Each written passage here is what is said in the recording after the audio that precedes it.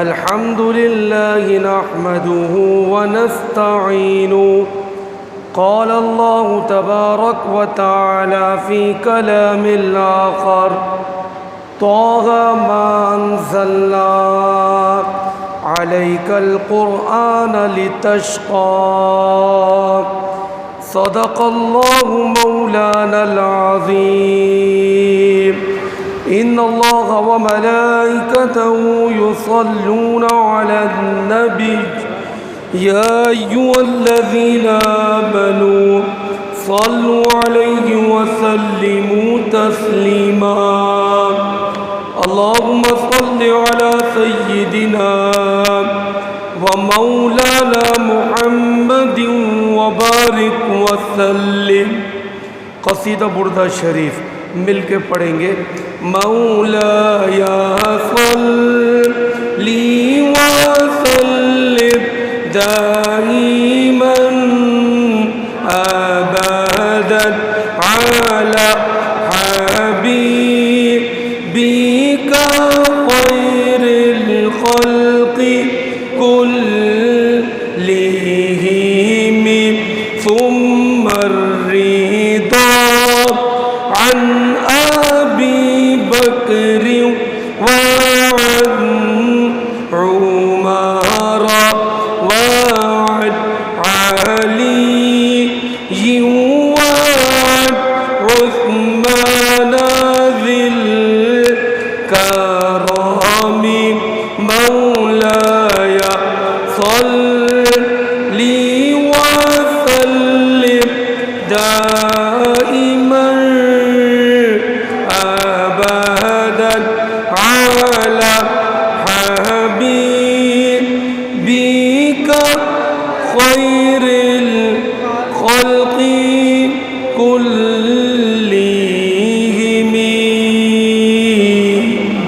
اللهم صل وسلم وبارك عليه. حمد و صلاۃ کے بعد مہینہ ہے ذی الحج کا. تاریخ ہے آج 26. تقریباً 3 یا 4 دن کے بعد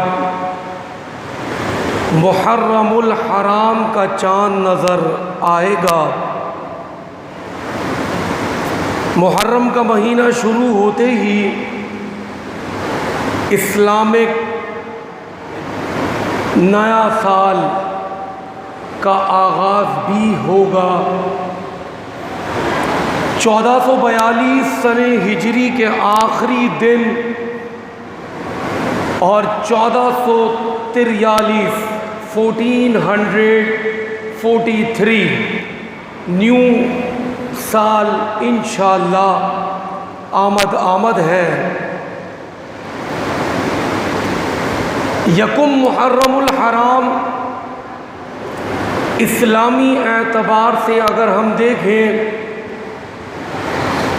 تو خلیفہ دوم حضرت عمر فاروق اعظم رضی اللہ تعالی عنہ کی شہادت کی یاد دلاتی ہے. حضرت عمر فاروق اعظم جلیل القدر شخصیت میں ہے. کہا جاتا ہے کہ یہ وہ شخصیت ہے کہ جن کو محبوب خدا نے خدا سے دعا مانگ کر لیا ہے. اور یہ بات بھی بڑی توجہ طلب ہے کہ تمام صحابہ آقا کے مرید ہیں.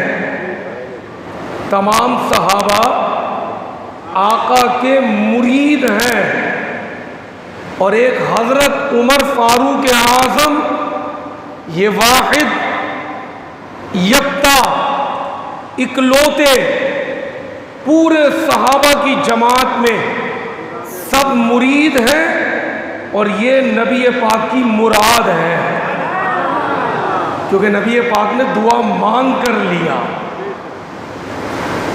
کیونکہ اسلام بڑھتا جا رہا تھا، تعداد ہو گئی 39 یہ کچھ بچے باتیں کر رہے ہیں نا، بیٹا باتیں کرنے کے لیے مسجد میں نہیں آتے، اگر بیان سننا ہے، جمعے میں شرکت کرنی ہے تو توجہ سے بیٹھے، اور باتیں کرنی ہے تو باہر جا کے پہلے باتیں کر لیں پھر اندر آ جائیں، سب کی توجہ بڑھتی ہے۔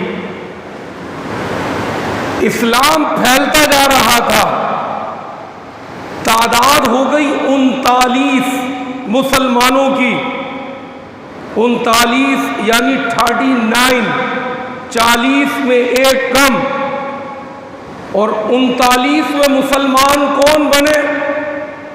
حضرت سید الشہداء، امیر طیبہ، حضرت امیر حمزہ رضی اللہ تعالی عنہ، یہ 39ویں شخصیت ہے جنہوں نے کلمہ پڑھا۔ اب جب انہوں نے کلمہ پڑھ لیا تو مصطفیٰ جان رحمت نے ہاتھ اٹھا دیے اور اللہ سے دعا کی، یا اللہ تو نے ایک شعر مجھے عطا کر دیا امیر حمزہ کی صورت میں، اب مجھے دوسرا شعر عمر بن خطاب بھی عطا کر دے۔ 39 مسلمان ہو گئے، جن کو ہدایت ملتی رہی، مسلمان ہوتے رہے، اور حضرت عمر نبی پاک نے ان کے لیے ہاتھ اٹھا دیے، اللہم اعزت الاسلام بعمر بن الخطاب خاصتاً، اے اللہ تو عمر کو اسلام کی دولت عطا کر، اور صرف دولت نہیں، اسلام کو عمر کے ذریعے عزت بھی دلا، عزت بھی عمر کے ذریعے ملے، اسلام کے ذریعے عزت کا سبب بھی بنے۔ حضرت عمر بن خطاب کفار کے لشکر میں نکلے، یہاں مصطفیٰ کریم نے ہاتھ اٹھا دیے، دعا کا کمال دیکھیے گا، وہاں وہ تلوار لے کر نکلے، کفار نے اتنا ان کو بھر دیا کہ دیکھو یہ محمد ہمارے بتوں کو برا کہتا ہے، جن کی ہم آبا و اجداد کے زمانے سے پوجا پاٹ کرتے آ رہے ہیں، لہذا نعوذ باللہ محمد عربی کو ختم کر دیا جائے۔ عمر تلوار لے کر نکلے کفار کے لشکر سے کہ بانی اسلام کا چراغ بجھا دیں گے آج، تلوار لے کر نکلے گندے ارادے سے۔ راستے میں ایک شخص ملے، کہنے لگے عمر کہاں جانے کا ارادہ ہے؟ کہ میں جا رہا ہوں آج بانی اسلام کو قتل کرنے کے لیے، آج چراغ بجھا دیا جائے گا تاکہ کوئی ہمارے بتوں کو برا نہ کہے۔ وہ کہنے والے کہنے لگے کہ آپ بعد میں دیکھنا بانی اسلام کو، پہلے اپنے گھر کی طرف توجہ دو، کیونکہ تمہارے گھر میں خود بانی اسلام کی روشنی پہنچ چکی ہے، اپنی بہن بہنوئی کی خبر لو۔ جانا تھا مصطفیٰ کریم کو گندے ارادے سے، قتل کرنے کے ارادے سے جانا تھا، اب یہ سواری اپنی بہن کے گھر کی طرف لوٹی۔ دروازے پر پہنچتے ہیں تو اندر سے قرآن پڑھنے کی آواز آ رہی ہے، سورہ طٰہٰ کی شروع کی تلاوت ہو رہی ہے، طٰہٰ ما انزلنا علیک القرآن لتشقی، رب نے قرآن نازل کیا محبوب، چمکتے تارے چمکتے ستارے میرے محبوب، طٰہٰ ما انزلنا، ہم نے قرآن اس وجہ سے نازل نہیں کیا محبوب، علیک القرآن اس وجہ سے نازل نہیں کیا، لتشقی تاکہ آپ مشقت میں پڑ جائیں۔ یہ بھی قرآن کی تلاوت ہو رہی ہے، دروازہ نوک کیا، پوچھا کون؟ کہا عمر۔ بہن آگے بڑھی، بہنوئی کو آگے نہیں جانے دیا، آگے گئی، دروازہ کھولا، کہا یہ کیا ہو رہا تھا اور مجھے کیا خبر ملی ہے کہ تم اپنے بتوں سے بے وفائی کر کر اس محمد عربی کی غلام بن گئے ہو؟ بہن نے کہا بالکل صحیح سنا ہے آپ نے۔ کہا چھوڑ دو، کہا جان تو جا سکتی ہے لیکن مصطفیٰ کریم کا دامن نہیں چھوڑ سکتے۔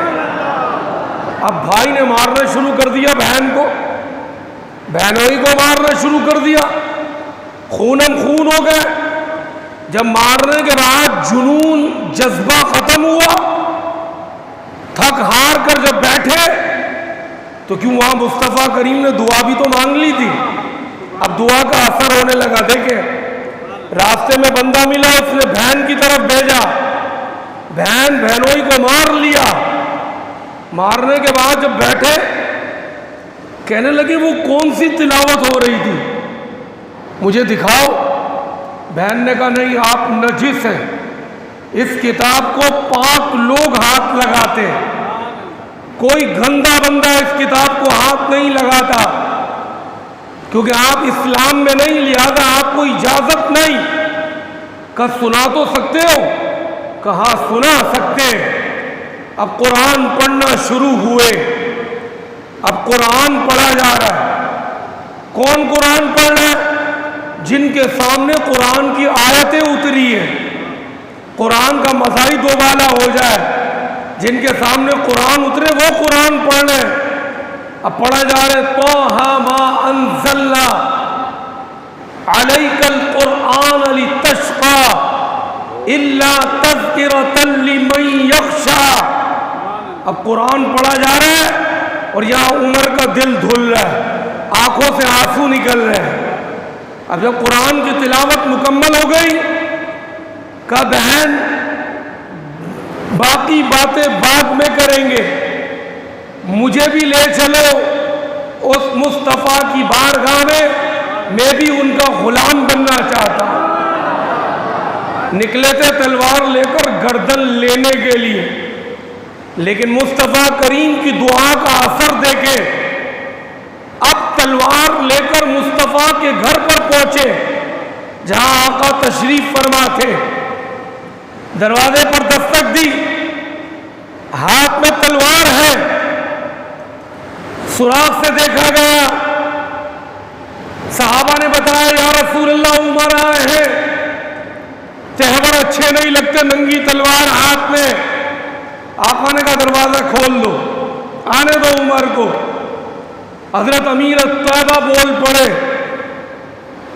کہنے لگے کھولو دروازہ، عمر کے ارادے اگر اچھے ہیں تو کوئی بات نہیں، اور اگر عمر کے ارادے غلط ہیں تو میں عمر کی تلوار سے ہی عمر کی گردن کاٹ دوں گا، آنے دو۔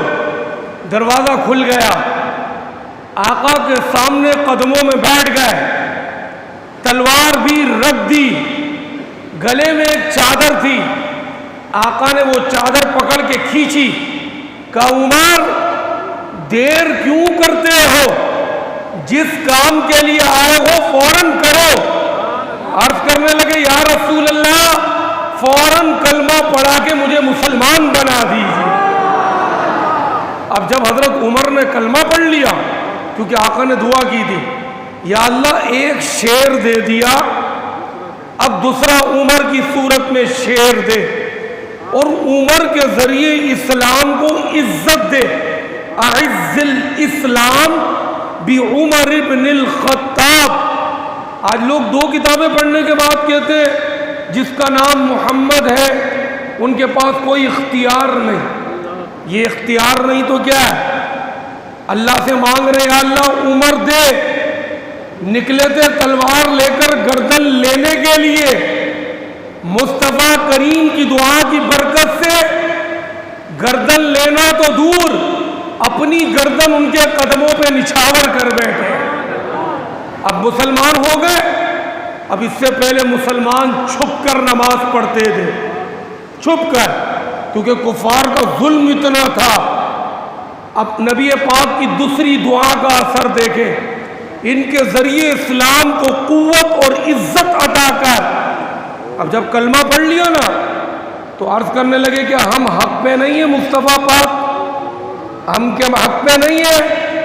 اللہ ایک نہیں ہے، آپ اللہ کے سچے نبی نہیں ہیں۔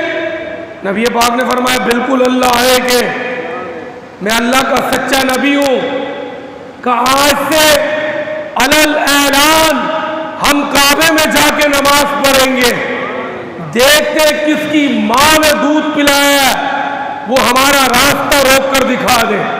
اب مسلمانوں کی تعداد ہو گئی 40، حضرت عمر نے کلمہ پڑھ لیا، اب 2 صفیں بنی، ایک صف میں 20 صحابہ اور ایک صف میں 20 صحابہ، یہ 2 صفیں بن کے کعبے میں گئے، اور کعبے میں جانے کے بعد سب کو پہنچا دیا عمر نے رضی اللہ تعالی عنہ۔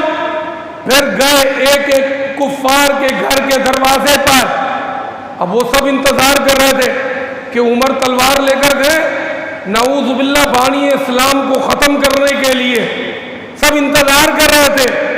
اب یہ کام تو الٹا ہو گیا، اب عمر دروازے پر دستک دے رہے، کہہ رہے ہو سنو عمر مسلمان ہو گیا ہے، مصطفیٰ کریم کا غلام بن گیا ہے، اور ہم علل اعلان نماز پڑھ رہے ہیں، کسی میں جرأت ہے تو روک کے دکھاؤ۔ یہ جو آپ کے نام کے ساتھ فاروق لگتا ہے نا، یہ فاروق کا لقب آپ کو ملا اسی وقت، آپ کا نام تو صرف عمر، یہ جو فاروق لفظ آپ کے ساتھ لگتا ہے، فاروق کا مطلب فرق کرنے والا۔ جب آپ نے کلمہ پڑھ لیا تو آپ نے اسلام اور کفر میں فرق کیا، علل اعلان نمازیں شروع کروا دی۔ اب کوئی بولے مصطفیٰ کریم چھپ کر نماز پڑھتے تھے، فاروق اعظم نے علل اعلان پڑھوا دی، تو مصطفیٰ کریم کی دعا ہی کی برکت تھی۔ آقا نے دعا کی کہ اسلام کی دولت دے اور ان کے ذریعے اسلام کو قوت دے۔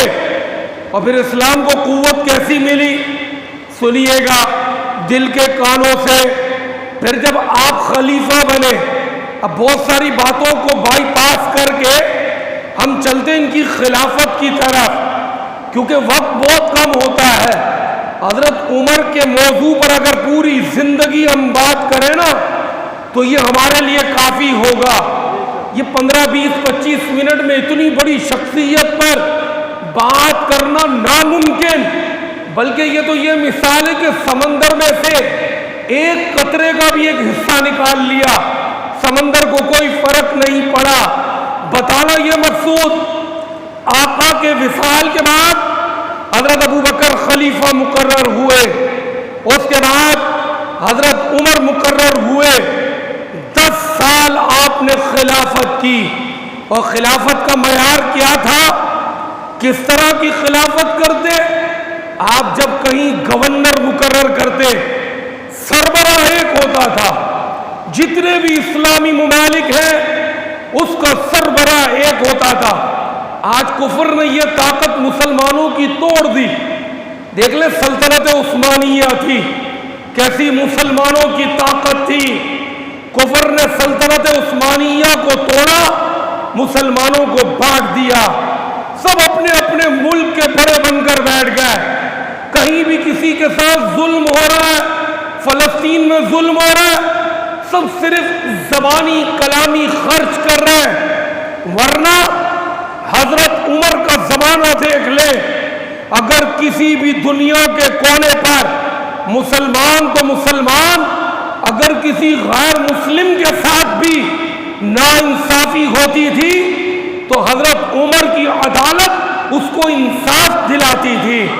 قانون تھا، ایک دائرہ کار تھا، ایسے سسٹم نہیں چل رہا تھا۔ آپ سربراہ تھے اور سربراہ مدینے کی زمین پر بیٹھتا تھا، مدینے سے پورا کنٹرول چلتا تھا دنیا کا۔ آپ گورنر بناتے تو گورنر بنانے کے بعد اس کو کچھ سبق دیتے، کچھ تلقین کرتے، سنو تمہیں میں فلاں ملک کا گورنر بنا رہا ہوں، 4-5 باتوں کا خیال کرنا۔ پہلی بات، کبھی باریک کپڑے نہیں پہننا، بالکل، کیونکہ دنیا کے بادشاہ تم سے ملنے آئیں گے، یہود اور ہنود بڑے بڑے نامور آئیں گے، انہوں نے ریشمی کپڑے پہنے ہوں گے، باریک باریک لباس سے تن کیا ہوگا، لیکن تم نہیں پہننا ان کو دیکھ کر۔ دوسری بات، کبھی ترکی گھوڑے پر نہیں بیٹھنا۔ تیسری بات، اپنے مکان کا دروازہ کھلا رکھنا، کوئی بھی ملنے آئے اس کو رکاوٹ نہ بنے، اور 24 گھنٹے گورنر کے دروازے کو تالا نہیں ہو، کنڈی نہ ہو، رات کو سو بھی رہے ہو تو دروازہ کھلا ہو، اگر کوئی فریادی آئے تو وہ ڈائریکٹ تم سے فریاد کرے۔ چوتھی بات، دروازے پر بواب نہیں بٹھانا، یعنی چوکیدار، گارڈ نہیں بٹھانا کہ کوئی فریادی کو روکنے والا نہ ہو۔ خدا کی قسم، حضرت عمر فاروق اعظم کا جو نظام ہے، اگر اس نظام کو اگر ہم اپنے ملکوں میں رائج کر دے، ہر گندگی ختم ہو جائے گی، ہر گندگی سے ہمارے تمام اسلامی ملک پاک اور صاف ہو جائیں گے۔ یہ آپ قاعدہ قانون بنا کر گورنر کو مقرر کرتے، اور یاد رہے جب گورنر بناتے اس کی جائیداد بھی لکھتے، بتا تیرے پاس کتنے گھر ہیں، کتنے بکرے ہیں، کتنے اونٹ ہیں، اپنی جائیداد لکھوا دے، جائیداد لکھتے۔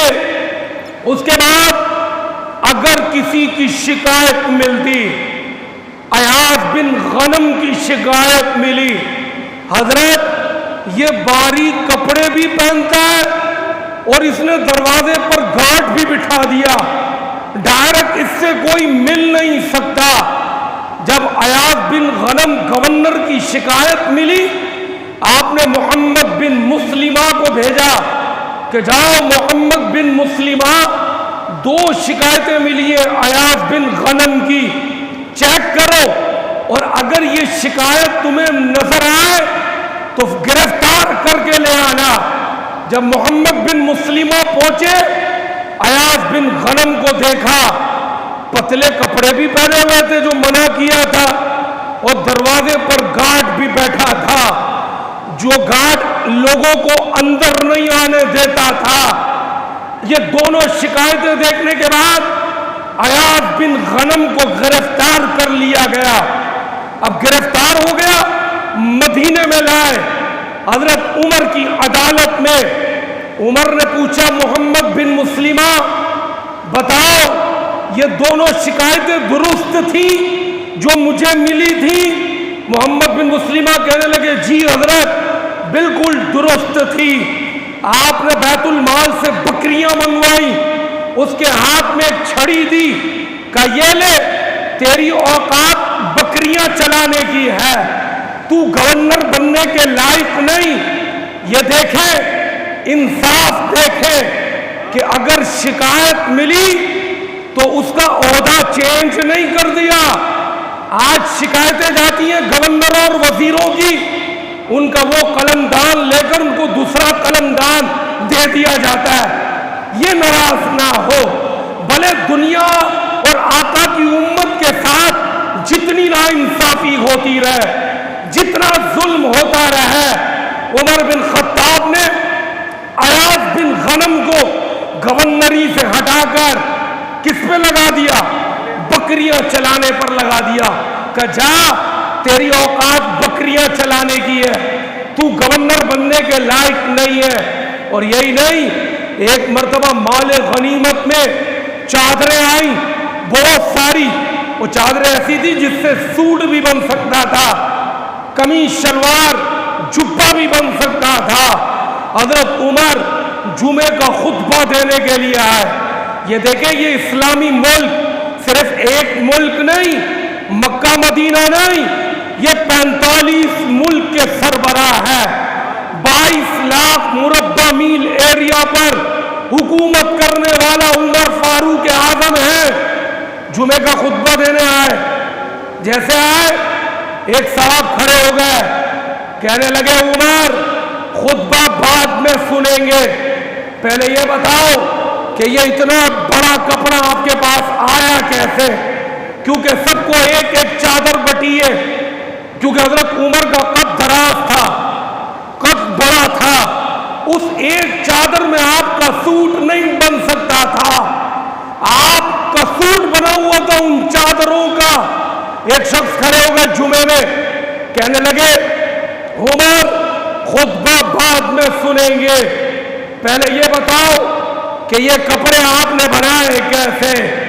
ابھی عمر جواب ہی دیتے، جمعے کے اجتماع میں ان کے بیٹے بیٹھے تھے، وہ کھڑے ہو گئے، کہنے لگے سنیں، میرے کو جو حصے میں چادر ملی تھی نا، میں نے اپنے والد کو تحفے میں دے دی، وہ دونوں کپڑے ملا کر پھر میرے والد کے کپڑے بنے، کیونکہ ان کا قد دراز تھا، ایک چادر میں سوٹ نہیں بن سکتا تھا۔ اب وہ شخص کہنے لگے حضرت بات کلیئر ہو گئی، اب خطبہ سنائیں، ہم آپ کے پیچھے نماز پڑھیں گے۔ اس طرح کا نظام تھا کہ ایک عام آدمی کھڑا ہو کر 45 ملک کے سربراہ سے علل اعلان سوال کرتا تھا اور وہ جواب بھی دیتے تھے۔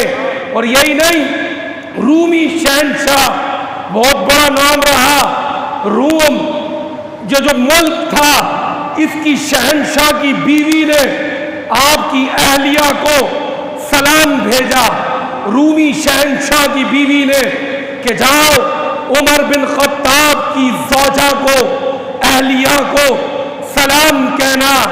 کنیزیں سلام لے کر آئی، یہ سربراہ کی زوجہ ہے، اہلیہ ہے، ان کے پاس اتنی رقم نہیں کہ یہ ان کو کوئی تحفہ بھیج سکے، 1 دینار قرضہ لیا، 1 دینار قرضہ لیا، عطر منگوائی اور تحفے میں بھیجی تاکہ محبت بڑھے، کیونکہ اس نے شہنشاہ کی بیوی نے حضرت عمر فاروق اعظم کی زوجہ کو، بیوی کو سلام بھیجا، تو انہوں نے 1 دینار ادھار لے کر عطر تحفے میں بھیجی تاکہ محبت بڑھے، آپس کے اندر قربت ہو، مسلمانوں کے یہ لوگ قریب آئے۔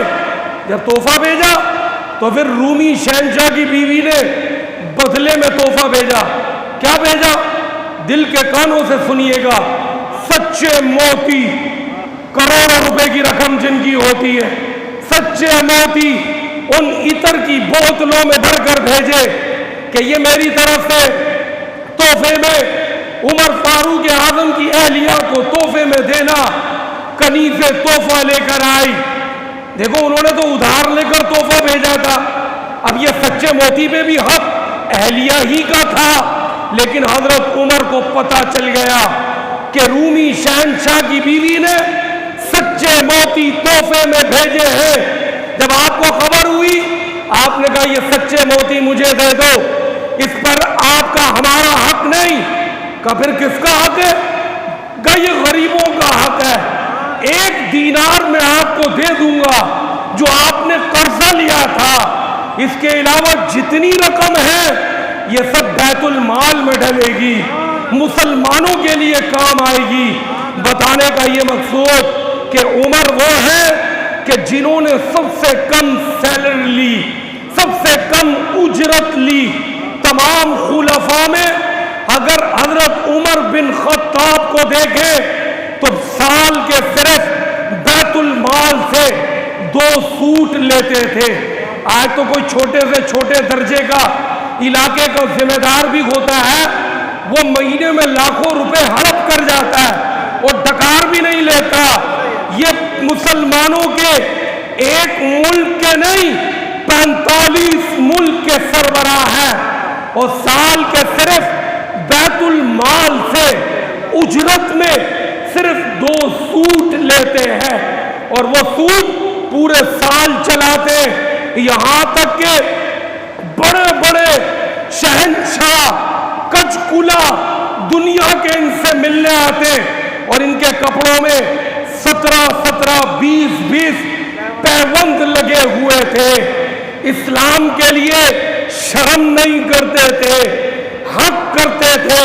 اور پھر جب حق تھا تو حکومت صرف انسانوں پر نہیں تھی، سمندر پر بھی تھی. دریائے نیل کا پانی خشک ہو گیا، وہاں پر ایک نوجوان لڑکی کی بھیٹ چڑھائی جاتی تھی. حضرت عمر بن عاص گورنر تھے مصر کے، کہنے لگے اب لڑکی کی قربانی نہیں دی جائے گی. خط لکھا مدینے میں حضرت عمر بن خطاب کو کہ دریائے نیل سوکھ گیا، چلتا نہیں. اور یہاں ایک غلط رواج چلتا آ رہا ہے، ایک لڑکی کو دلہن بنا کے پانی میں پھینک دے تو پھر پانی نکلتا.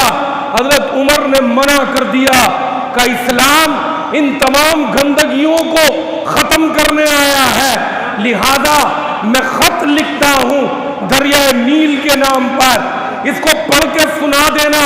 خط میں کیا لکھا تھا؟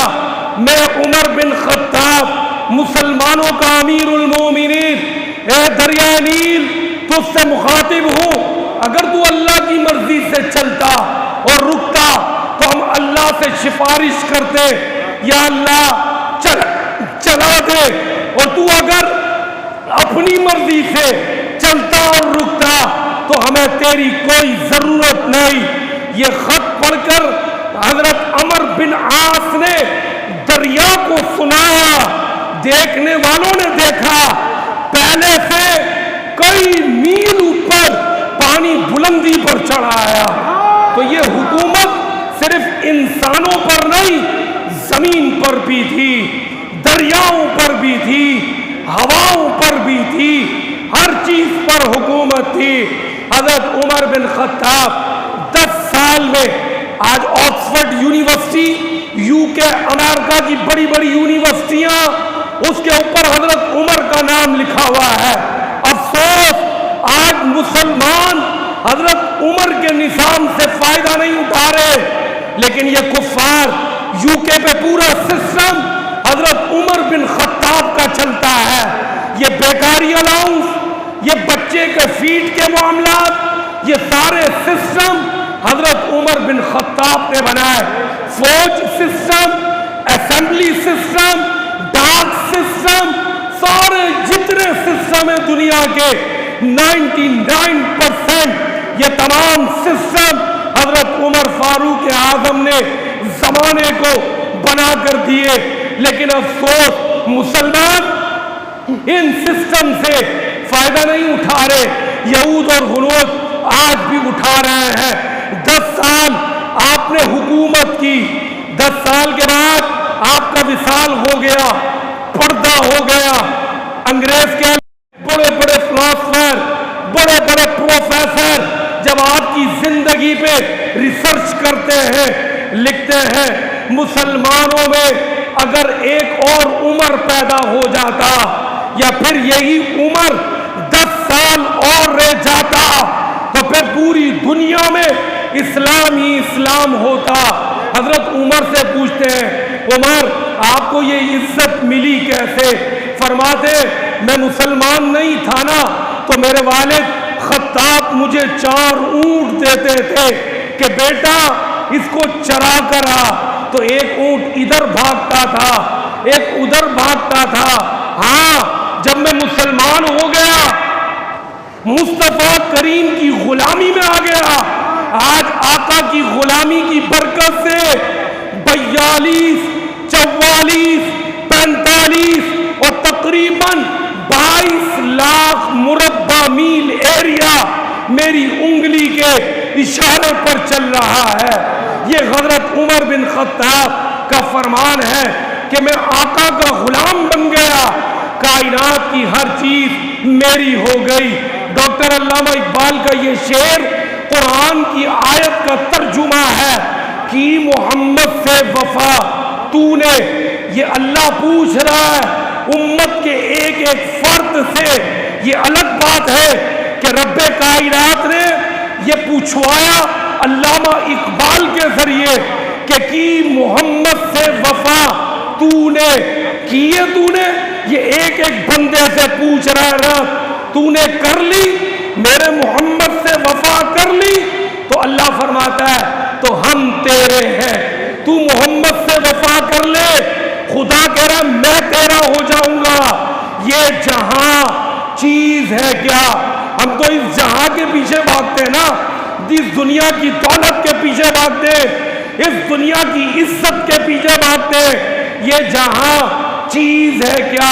اللہ فرماتا ہے لوح و قلم تیرے ہیں، تو میرے محمد کا ہو جا، لوح و قلم تجھے دے دوں گا، پھر تو اس قلم سے لوگوں کی تقدیر لکھنا، جو تو لکھے گا وہ میرا لکھنا ہوگا۔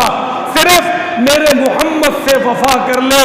یکم محرم حضرت عمر بن خطاب کی شہادت کا دن ہے، اسلام کے لیے بڑی ان کی قربانیاں ہیں، یاد رکھنی چاہیے۔ اللہ پاک ہمیں تمام صحابہ سے پکی سچی محبت نصیب فرمائے۔